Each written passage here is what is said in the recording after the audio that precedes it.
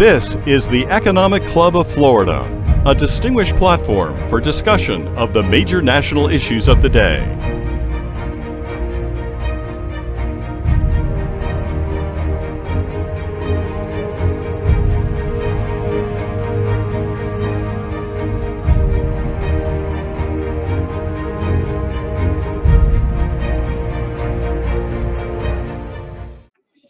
Good afternoon.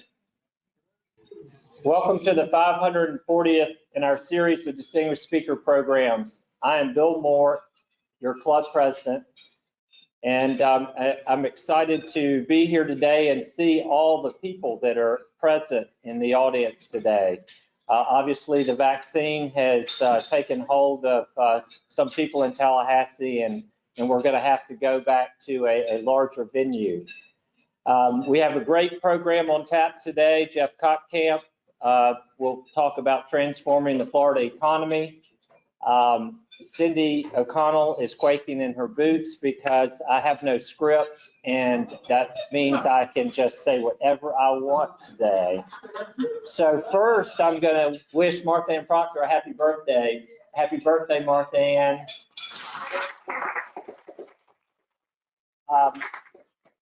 Martha Ann was like my second mother growing up, so I get that privilege to say happy birthday to her, and she chose coming here today over playing bridge, is what her son tells me. So, and happy anniversary to Wilma Lauder, and we're glad to see y'all here. I'd like to get started with the Pledge of Allegiance. Please stand. I pledge allegiance to the flag of the United States of America and to the republic for which it stands, one nation, under God, indivisible, with liberty and justice for all.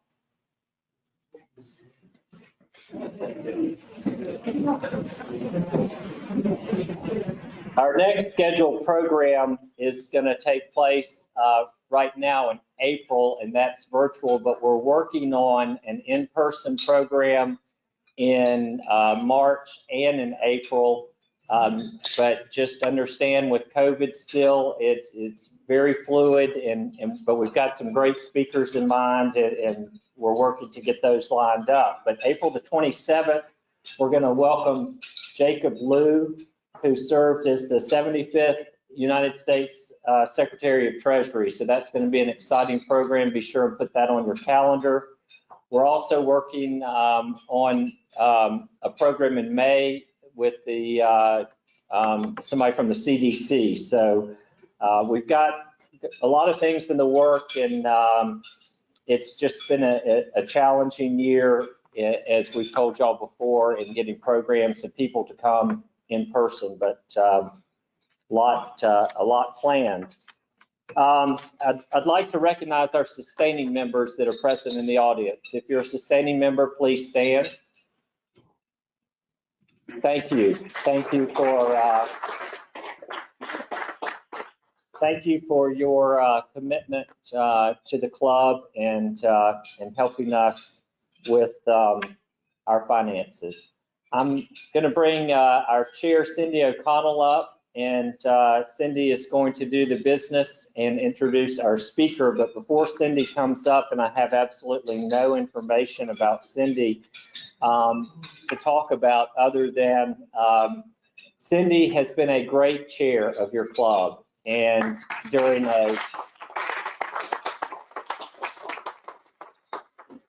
I'll just go back to March when we were knee deep in our agenda for 2020, and COVID hit, and I know personally I was very busy trying to take care of a lot of things that I get paid to do, and Cindy was pushing forward with the agenda, and I'm just thinking, can we just stop for a minute?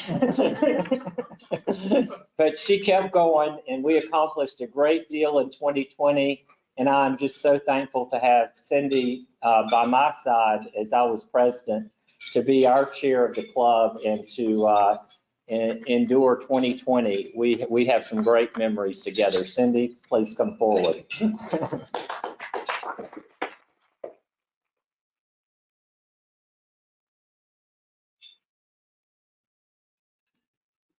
All right, please keep on enjoying your meal, and good afternoon, and welcome to the very small portion of our meeting today, which is our annual meeting, which is by our bylaws we must do every year and in person.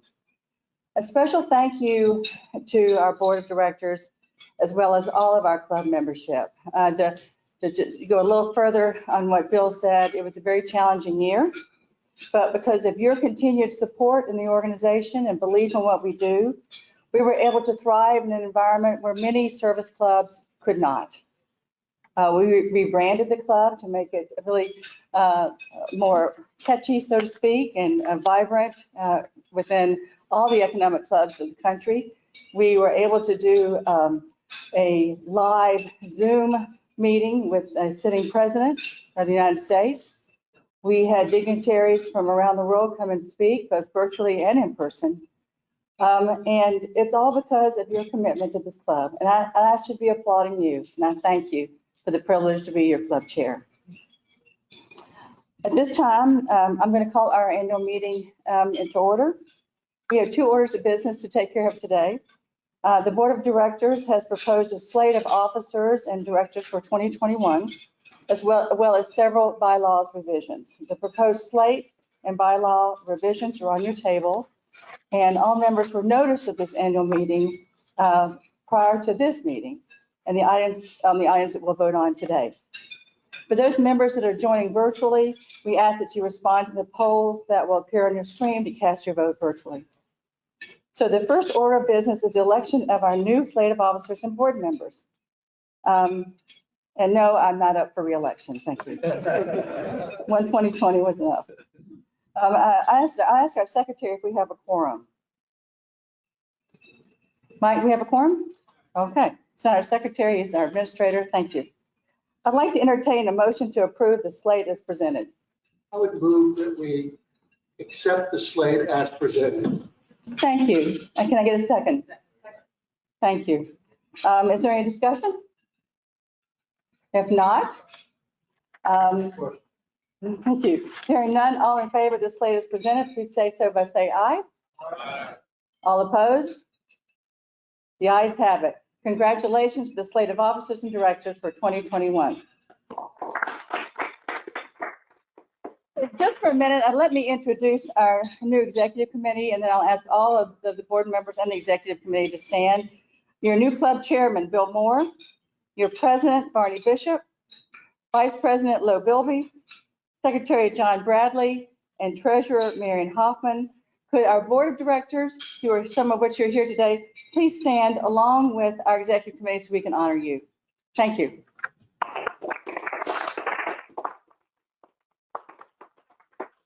Our second and final piece of business is the adoption of our proposed revisions to our club bylaws. I'd like to entertain a motion to approve these bylaw revisions as presented to the membership. I would move that. Thank you. Could I get a second, please? Second. Thank you. Is there any discussion? Hearing none, all in favor of these revisions as presented, please indicate by saying aye. Aye. Any opposed? Ayes have it. The bylaw revisions are passed. Thank you, and our annual meeting is concluded. Thank you very much. Now, it's my pleasure, my great pleasure to introduce Jeff Kottkamp. There's so much to talk about when you say the word and the name Jeff Kottkamp. To put it mildly, he cares so deeply about the citizens of the state of Florida and continues to demonstrate this in all he does every day. Lieutenant Governor Kottkamp was elected to the Florida House of Representatives in 2000, where he served for 3 terms. While in the House, he served as chairman of the Judiciary Committee, chairman of the Judicial Appropriations Committee, chairman of the Government Operations Committee, vice chairman of Rules, and was deputy majority whip. In November of 2006, he was elected as the 17th Lieutenant Governor of Florida. In that capacity, he oversaw the Governor's Office of Drug Control, the Department of Highway Safety and Motor Vehicles, the Office of Adoption and Child Protection, and the Governor's Office of Film and Entertainment. Lieutenant Governor Kottkamp also served as the chairman of Florida's Children and Youth Cabinet, chairman of Space Florida Board of Directors, which maybe he'll tell us a little bit about what's going on with that industry today, and chairman of the Florida Sports Foundation. On June 18, 2008, He served as the acting governor of the state of Florida.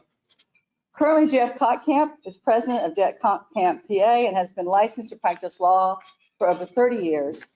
His practice focuses on legislative and governmental affairs and constitutional law. Governor Kottkamp has served as an adjunct professor at the Florida State University and Florida State University College of Law and Tallahassee Community College, teaching ethics and professional responsibility. He and his wife Cindy have been married for 26 years. They have one son, Jackson, who is age 16. Please join me in giving Lieutenant Governor Kottkamp an Economic Club Florida welcome.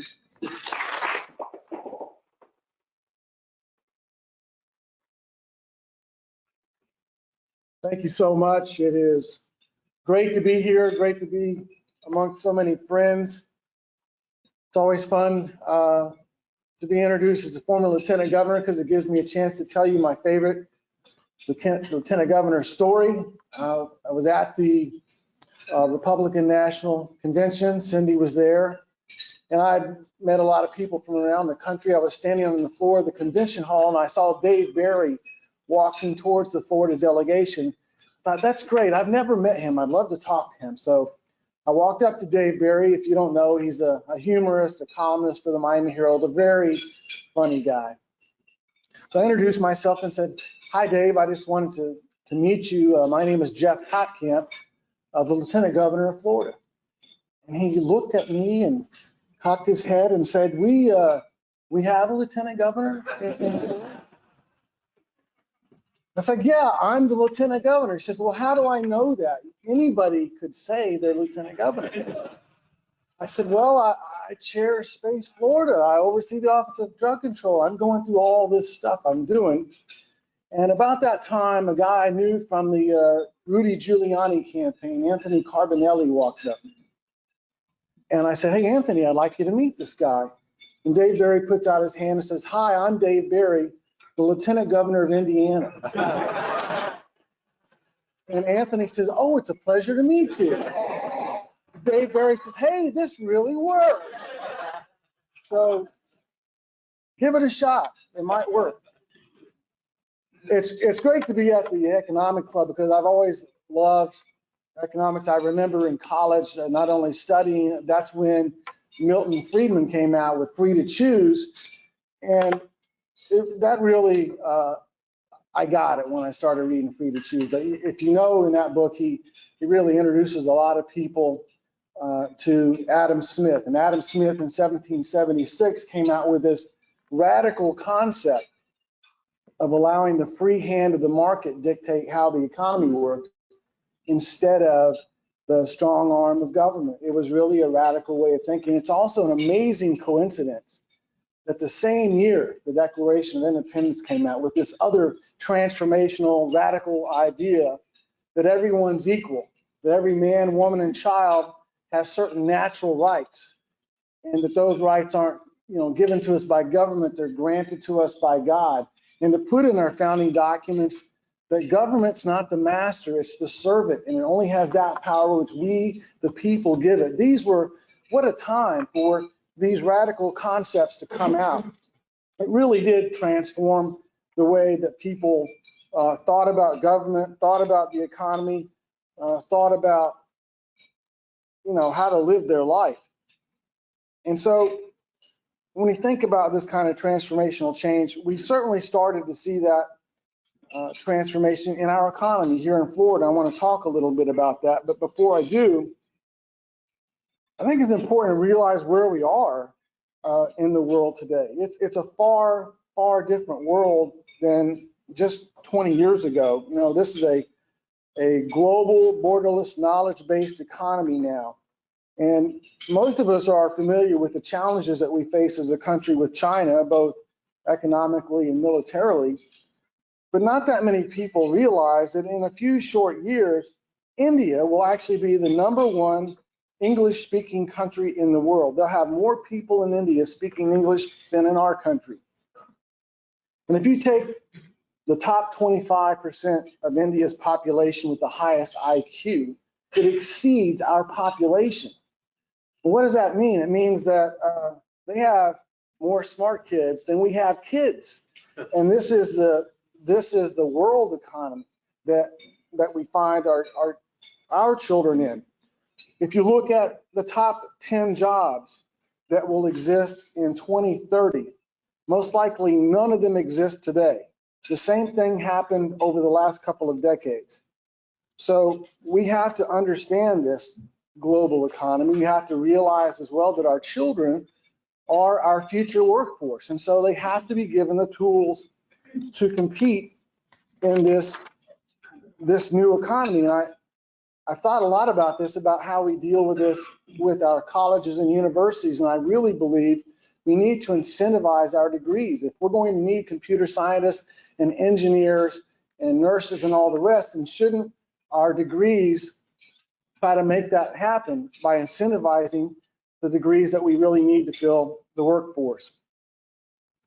Now, jumping into the economy here in Florida, everybody here knows that historically this has been an agricultural and then a tourism state. It's remarkable. Pre-COVID, we were up to 120 million visitors a year. That's 5 times our population. So obviously tourism will always be a part of our economy, the service sector, but those aren't exactly high-paying jobs. And as you look at really the future, we started the transformation. We're right in the middle of it now, and we've really transformed this economy into aerospace, biotech and life sciences, and to a lesser extent, renewable energy. Now, the first thing I think I would want to talk about in aerospace is obviously we've had an amazing 60-year history of space in Florida. But something really dramatic happened when President Obama canceled the Constellation program. This was our initial program to go to Mars. And when he canceled it, and at the same time we were canceling the space shuttle program, that meant we, the greatest economic military power in the world, had to hitch a ride to put somebody into space. That's really remarkable. By the way, I mean, you realize how important that space exploration is to the economy. We have about 3,000 products we all use each day that were initially designed for the space program. And so when you explore in space, you drive innovation, you drive new technology, and that really helps grow the economy. So realizing when we still had Constellation, it was going to be about 6 months to Mars, 6 months back. And they came to the conclusion at the Life Science Center at Kennedy that the astronauts were going to have to grow some of their own food, so fruits and vegetables for the trip there and the trip back.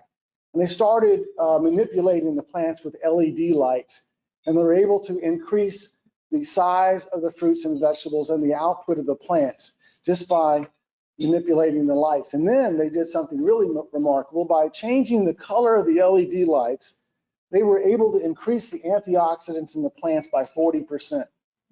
And it occurred to me, it wouldn't be that long from now that we would do the same thing in our offices and our homes and the places we meet. By just changing the color of the lights, we'll be able to improve our health. Now, if that's not wild, I mean, that's just the kind of thing that happens. And it all started because they're trying to figure out how do we make sure the astronauts have food when we go to Mars. Well, once Constellation was canceled, then we had to retool, and our goal was to make Florida the place for commercial space.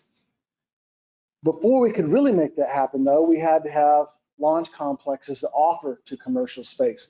So I flew to Colorado Springs and met with a General Kaler who oversaw the Air Force Space Command, and we laid out this plan. We would like to take these launch complexes, 2 or 3 of them, and convert them for commercial space. But beyond that, we would like to allow the launch complexes to be versatile enough to handle more than one size of a rocket, because up until that time, it was basically 1 rocket per launch complex. To the credit of the Air Force, they got it. They really did.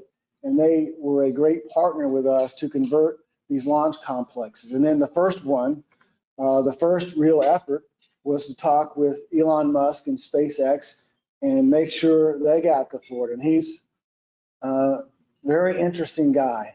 He had just sold PayPal for over $1 billion. I always envision him sitting in a recliner in his living room with stacks of money everywhere and thinking, now Now what do I do? I'll build rockets. Well, he had an amazing vision for commercial space. I mean, he realized, you know, the reason NASA doesn't have a lot of accidents is because they have so many overlapping safety features to make sure we keep people safe. Well, that's a little bit harder to do in the commercial arena, but Elon's idea was really remarkable, and we've seen it come to fruition. He thought, you know, if I could reuse part of a rocket, I might be able to shave 30 or 40% off the cost of a launch. So they have figured out how to land the first stage of their rockets back on a landing pad. It's amazing engineering, but it worked. The second thing we really had to do for him to make this work, he needed to land the contract for delivering payloads to the International Space Station. It was about $1.2 billion or thereabouts. And so obviously we couldn't make it happen, but we certainly did everything we could to encourage that decision. And fortunately, he got the contract, and now he's just taken off. Not only getting the Falcon 9 in space, that, you know, I don't know if you saw the new ship for humans. I mean, it's just amazing technology. And so I'm really proud of what he's done, and what that has also done is obviously brought more commercial space to Florida. So now you see Blue Origin. I'd talked to Virgin Galactic. You know, they were going to do space tourism, about $200,000 per person to go into space, and they wanted to go to New Mexico because the weather was so predictable. And I really made the best pitch I could. I said, well, you know, these people are paying $200,000 already. Don't you think they would rather do a 3-day package in Florida where they could go to the best hotels, best beaches, and Disney World? And they get to launch where Neil Armstrong launched.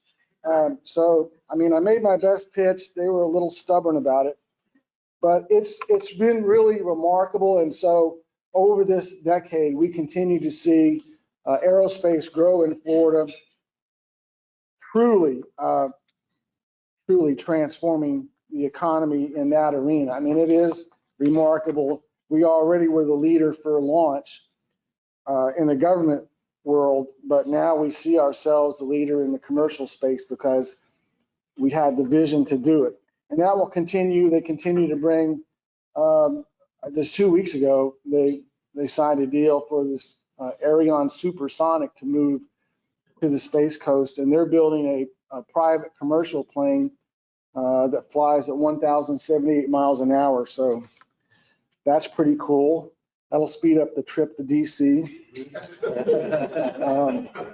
But that's aerospace. So you see, it is a long way away from back when it was just the Apollo program. Now it's private enterprise. You know, this is something that really interests like pharmaceutical companies. Any opportunity in the research world to get in zero gravity to do research, because you really speed up the process. And so I think the next thing, and we had talked to a guy by name Bigelow out of Las Vegas, he wanted to do a private space station for that very reason, to rent space, particularly to pharmaceuticals. And I think we'll see that next.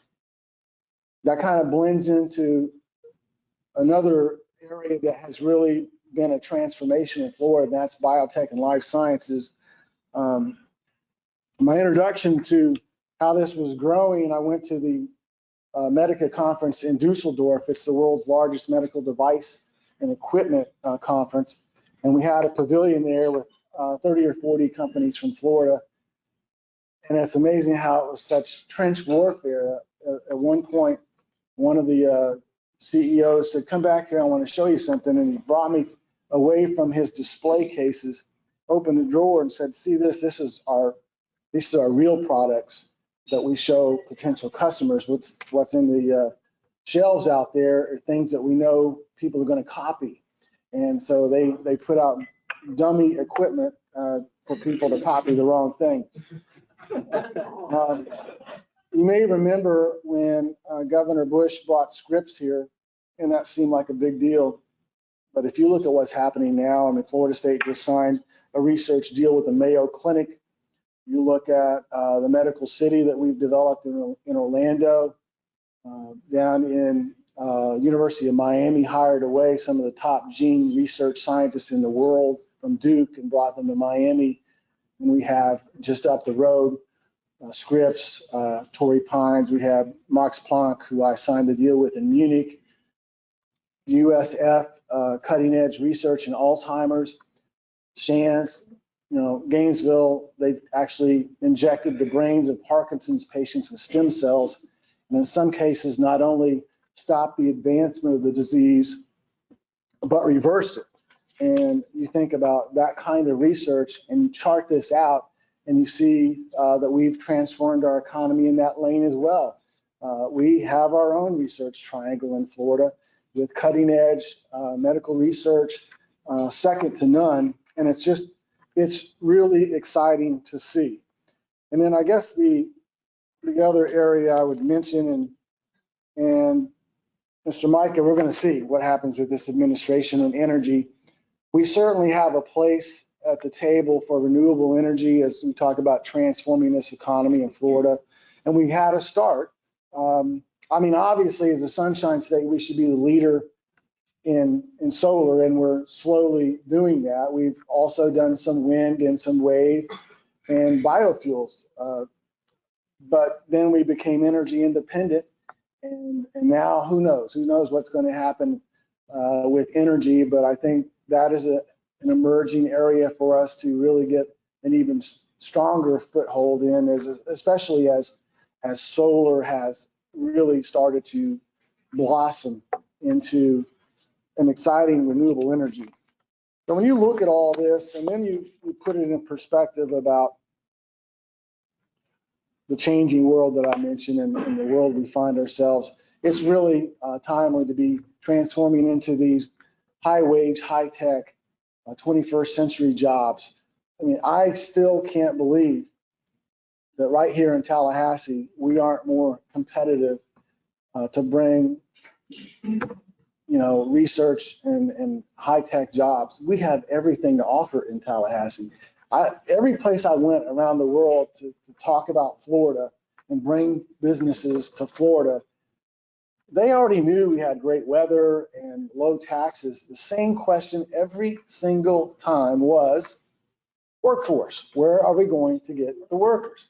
In Tallahassee, you have a state college that can very rapidly develop a particular curriculum for one part of your workforce. We have 2 universities.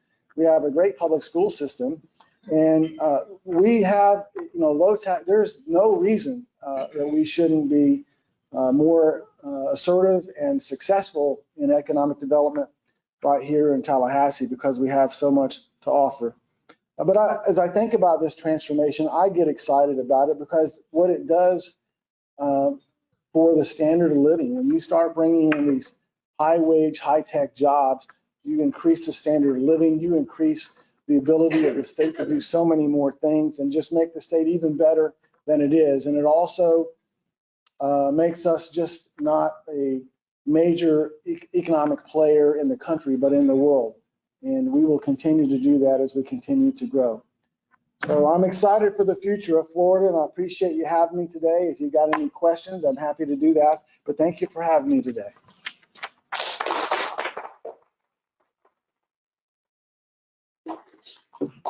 Questions from the audience? Emily, there's a microphone there. If you would, please go because it's being recorded.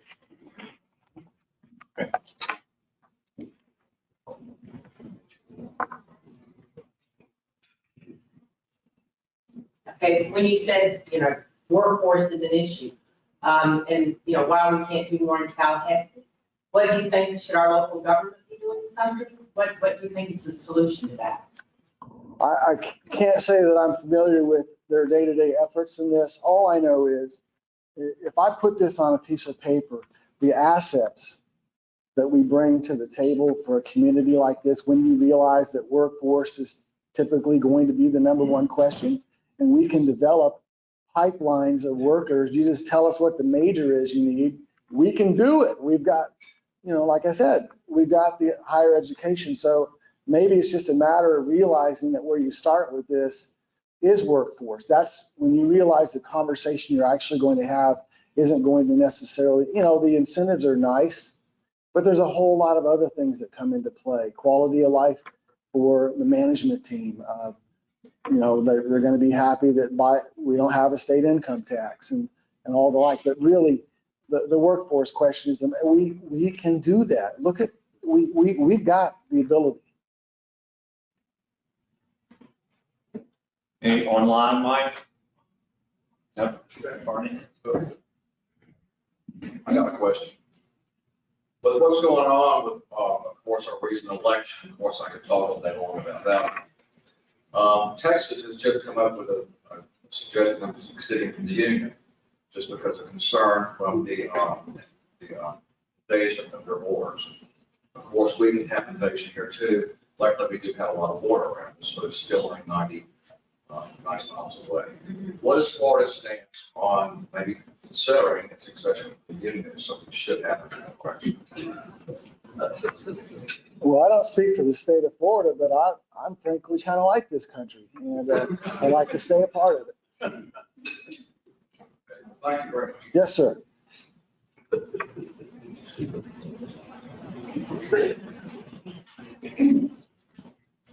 Hey, Governor, thank you for your comments this morning or this afternoon.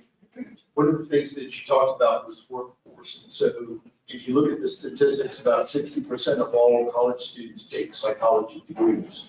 I'm not sure that's helping our psyche any, but the point I guess I'm trying to make is how do we incentivize students to go into the degrees where there's going to be future job opportunities? Do you think it's making it, giving them some financial incentives to do that, maybe also increasing the opportunities to earn credits while you're in the AB schools and degrees in high school and stuff so that you're already prepared and moving forward? So I think you're absolutely right. We need to remain we need to go in the direction of high tech. So. Yeah, good question, Barney. And the obvious answer to that is if you want to major in engineering or be a scientist or whatever the workforce need we're trying to incentivize, then the tuition should be less for that degree. And if you want a psychology degree, that's great, but it may cost more. That's okay. But that's how I would do it. It just makes sense. You're just kind of steering folks in that direction. And that's really how, economic development is a continuum. It starts in pre-K. The importance of pre-K to third grade cannot be overstated. It's hugely important to the development of children. But you're going through a continuum through the K through 12 system, the state colleges, the universities to economic development. It's all one continuum. It's all connected. And you have to realize when you're doing economic development, it actually starts back at pre-K and kindergarten, where we need to make sure we're doing a great job. We have to fill the void for a lot of kids that show up and can't read and don't know their ABCs or anything else. And but you have to look at every single child as part of the future workforce. They're the next generation, and so you can't leave any of them behind. So it's all connected and all important. And I think on that back end, incentivizing the degrees helps you achieve your goal of making sure that you have the 200 engineers that this industry needs and the 300 computer scientists that they need.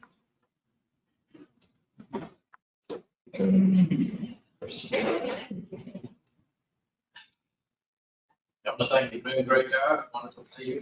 Good to see you, Chris. We look at, we talk about the incentive for the lead side. We see a migration that continues into Florida, and yet we see Musk, who has everything in Florida, and then he moves to Texas.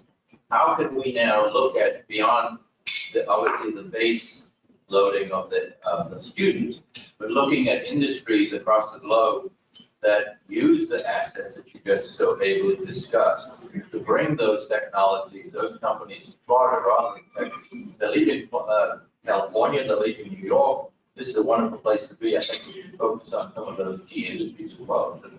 Absolutely, and that's really the purpose of developing the workforce, is to become the magnet for high-tech industry. As I said, kind of the cherry on top is the no state income tax, a great place to live, a fairly affordable real estate compared to California. But it all starts with the workforce. If they have that solved, it's an enormous peace of mind to start working out the details about where to buy office space or build office space. But you've got to be able to answer that question first. But that is the goal, Christopher, to bring, these high-tech industries like the new company moving from, I think they're in Las Vegas, moving to the Space Coast to build that supersonic commercial jet. Anything else? Well, thank you so much for having me. I really appreciate it. I hope you all have a great day.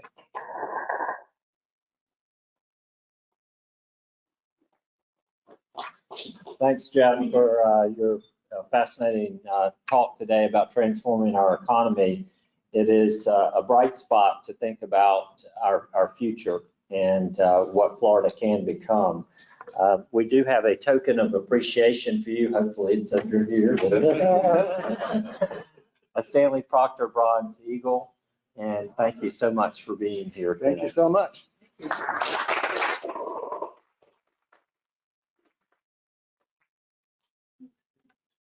I do have a couple of items that just since we're a few minutes early, I did want to just mention to you. As you see, we are at capacity here at the Governor's Club, and we're thankful the Governor's Club has kind of filled in through this time when the Alumni Center was closed. The Alumni Center has reopened. Some of you may know that, and you're wondering why we came back here today, and I hope that nobody went to the wrong place and is probably hating both Cindy and I today. But we have ran into a hitch with the Alumni Center and how they've changed their contract to us. And so we're looking for alternative venues, and the board is actively working on that. And we may go back to the Alumni Center, we may not. Obviously, parking is something that is a concern for our members, and making sure that you have ease of parking. So if you're wondering why we're at the Governor's Club today, we're here because we didn't want to keep changing until we decide where we're going to be. And again, the Governor's Club had been a good spot for us during COVID, and we're all still in COVID as a reminder, but we know that people are more secure coming out, so we're looking for a larger venue. So that's why we changed venues today, and we will find a great spot that has good food that's not the Civic Center to convene in. So that's my preference. I appreciate y'all putting up with me for over 12 months now, since we didn't have our annual meeting in December, and it's now February, and Barney Bishop will be the face of the programs going forward. And y'all have a great day, and thanks for being here.